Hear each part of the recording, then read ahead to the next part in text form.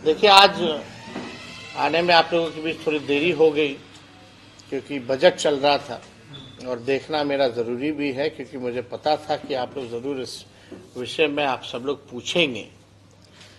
बिहार को हमेशा से मोदी सरकार ने ठगने का काम किया है, डबल इंजन की सरकार ने ठगने का काम किया है। विशेष पैकेज की बात तो कहीं नहीं, विशेष राज्य का दर्जा पता नहीं अब मिलेगा कि नहीं मिलेगा, इन्होंने तो पहले ही मना कर दिया। लेकिन चुनाव में तो बहुत ऊंची ऊंची बातें की जाती है, बड़ी बड़ी बातें की जाती है, जुमलेबाजी होती है। जो आज का बजट है, बिहार के साथ कहीं ना कहीं से खिलवाड़ किया जा रहा है, सौतेला व्यवहार किया जा रहा है। और जो पिछले बजट में जो बात आई थी उसी को दोहराने की बात इन लोगों ने किया है। ये बजट मेरा मानना है गांव, ग्रामीण और गरीब विरोधी। उसका बजट एलोकेशन कितना होगा कहीं कोई जिक्र नहीं, केवल जुमला और हवाबाजी। बीटा का हम लोग जब कैबिनेट थे तभी हम लोगों ने 15 में जब सरकार में आए थे तभी बीटा के लिए हम लोगों ने अतिरिक्त जमीन लैंड ऑक्यूपाइड करके हम लोगों ने अथॉरिटी को, एयरपोर्ट अथॉरिटी को दिया। अब तक उसका काम शुरू नहीं हुआ है। तो ये केवल जुमलेबाजी। ट्रेन रेल का भाड़ा महंगा होता जा रहा है, इसमें कहीं कोई राहत नहीं। पहले जब बजट आता था तो रेलवे का अलग आता था, अब तो रेलवे को खत्म ही कर दिया गया। और हाजीपुर तो सेंटर रहा है इस चीज का, आप लोग सब लोग जानते हैं। लोग इच्छुक होते थे कि भाड़ा कम होगा कि बढ़ेगा, कौन सी नई गाड़ी मिलेगी, कहाँ हॉल्ट होगा, कौन सा नया ट्रेन चालू होगा, कहाँ गया वो सब। तो देखिए, ना बिहार को कुछ मिला है, ना ये देना चाहते हैं।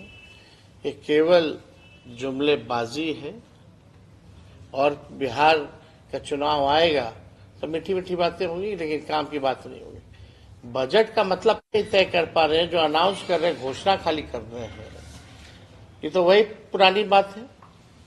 पुराने जो बजट में जो घोषणा इन्होंने किया था कि बिहार को इन्होंने कहा था कि पैकेज देंगे 59,000 करोड़ का, पहले उसका तो हिसाब दे दे, कहां गया 59,000 करोड़।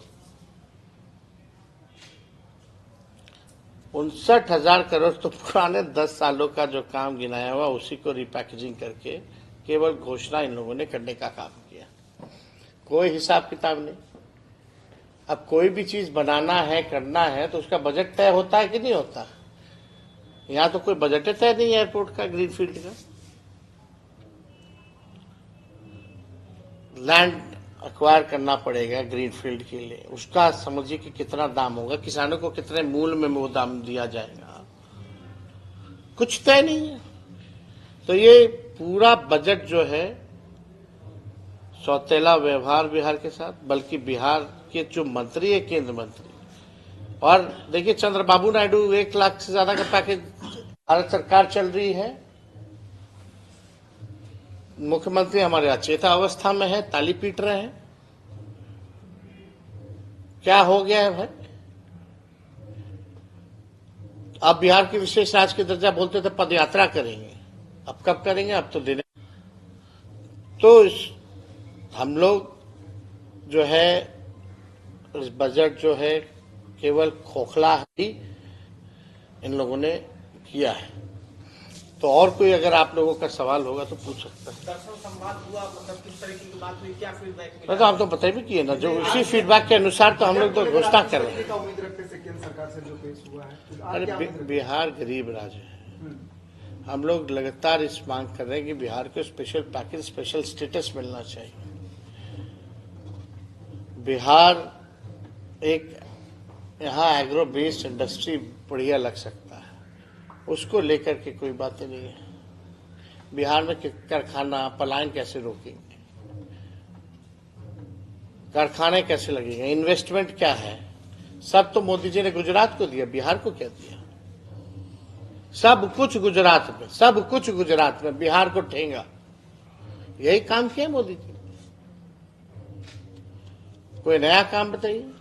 और यहाँ हाजीपुर की जाम की समस्या तो आप देख ही रहे, लगातार बहुत बड़ी समस्या है। आप हाजीपुर में है, अभी हाजीपुर चिराग पासवान जी का क्षेत्र है, पशुपति पारस आजकल आप लोगों से काफी नजदीक आ गए हैं, किस तरह की? अरे भाई, पुराना पारिवारिक संबंध आदरणीय रामविलास जी से, पशुपति पारस जी से हमारे पिताजी का तो रहा ही है भाई। सब लोग समाजवादी नेता लोग रहे हैं। जब ऐसी कोई बात आएगी तो जरूर खुल करके आप लोगों से बात की जाएगी, कोई छुपाने वाली बात थोड़ी होती है। सब प्रगति यात्रा में लगभग, प्रगति यात्रा में हर दुर्गति यात्रा कहिए, प्रगति यात्रा कहाँ कह रहे हैं? वो तो जान ही ना, जनता से कैसे समझा दे। वही पटना का जो चंद अधिकारी वही यहाँ आ जाता, मीटिंग हो जाती, वाह वाह वाह, बतख को लाता है तो किराए पे लाता है।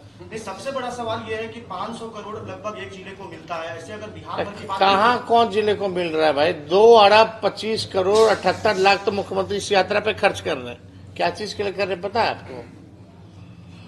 जो निकलने का मुख्यमंत्री जी का यात्रा का ही बजट इतना महंगा है, बताइए कितने खर्चीले मुख्यमंत्री।